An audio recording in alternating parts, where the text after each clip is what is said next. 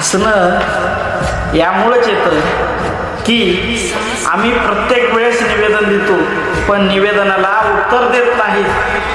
मी दिनांक 4/5/2026 रोजी निवेदन दिलो आणि लगेच 4 दिवसात माझ्या हातात त्यांनी पत्र दिलेले आहे की तुम्ही उपोषणापासून परावृत्त व्हावे.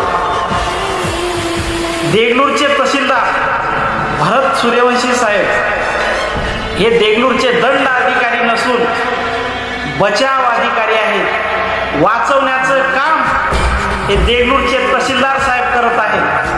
कारण मी प्रत्येक वेळेस संघर्ष केलेला आहे, प्रत्येक वेळेस निवेदन दिलेलं आहे, पण निवेदनाला उत्तर न देता त्यांनी दिशाभूल करण्याचं काम करत होते.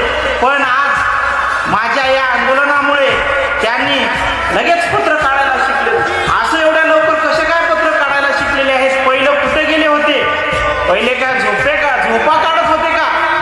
माझा प्रश्न आहे की मंत्री बावनकुळे साहेब प्रत्येक बाईकमध्ये, प्रत्येक मीडियामध्ये उत्तर देतात.